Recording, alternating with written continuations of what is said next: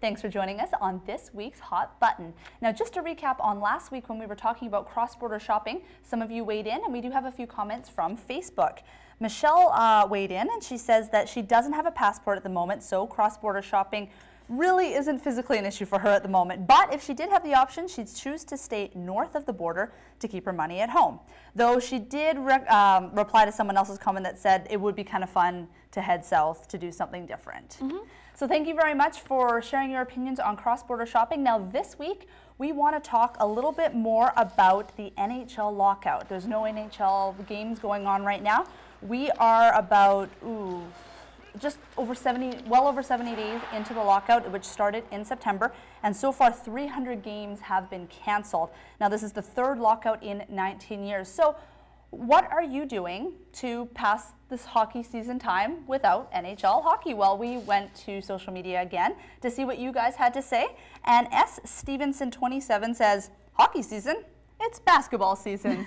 So I take it S. Stevenson 27 is watching some other sports. It's not phasing him. No, not at all. And Scream Hockey says that he's going to watch more Chiefs hockey games. He likes the atmosphere and it makes him not miss the NHL so much. Go Chiefs, go. I like that. Well, you know, I'm not super big on sports of any kind, even hockey, but you know, it is kind of fun to get in the spirit. Everyone has a common goal, a common theme. Everyone loves to cheer on the local home team. So yeah, I kind of miss that a bit, but other than that, I'm not really noticing too much, just personally.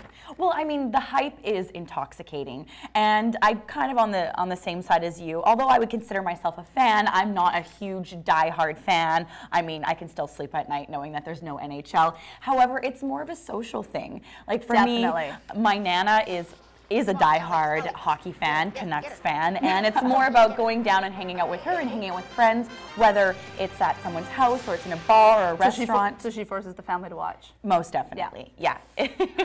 But it's going out, it's enjoying that atmosphere, whether it's in a pub and watching the game, hanging out with friends. Exactly, I find it isn't, even if I'm not a super huge fan, I find it's fun to go out with friends, an excuse to go out half the time on weeknights, because you know, the games are on weeknights and it gives you an excuse to see people as well. So yeah, that's kind of fun. But yeah, exactly. All these businesses that would have these patrons come out to watch the game, get together with friends, they're not getting that revenue. They're not getting that business. I know. There is an estimated at the preseason cancellation alone cost $100 million loss in revenue. Ooh. It's a big chunk of coin because a lot of people are going out there.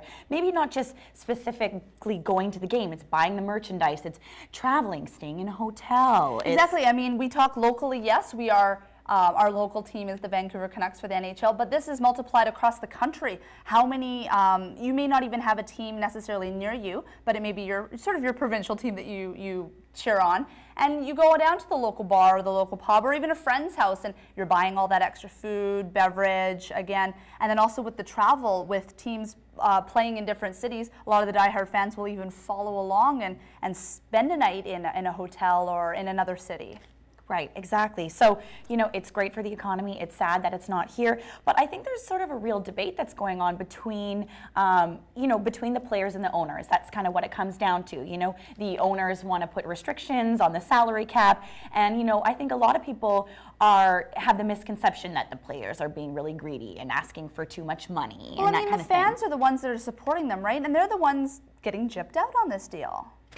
Yes, okay, but if you think about this, I think the average player plays, 5 years. So they have 5 years to set themselves up and their families to take care of them from the rest of their lives. And the real question here is a lot of these contracts were signed at the end of the 2011 season, all the way out throughout the summer and up until almost days prior to the lockout. These owners were signing these, millions of dollars worth of contracts. So it kind of begs the question that did they have any intention of honoring these contracts while they're signing them if the lockout happened just days after? Right. I mean, you can go both ways, and I know there's a lot of chatter and a lot of debate in terms of the league versus the owners and the league and that sort of thing. But I think fortunate for us here in the Fraser Valley that if there is no NHL, at least we can still get our hockey fix. There's the local Chiefs. Yeah. I know there's a lot of people that go to the AHL game. Abbotsford's just down the highway, not too far. Yeah. And of course there's WHL right here on Shaw TV as well. And I mean that's close to NHL quality, I guess, or caliber. that sort of thing. So there's a lot of other options, a lot of local options, just as at Scream Hockey was saying, you know, it's forcing him to go to some Chiefs game, which I guess is good for our economy. It's boosting up, you know, local business here.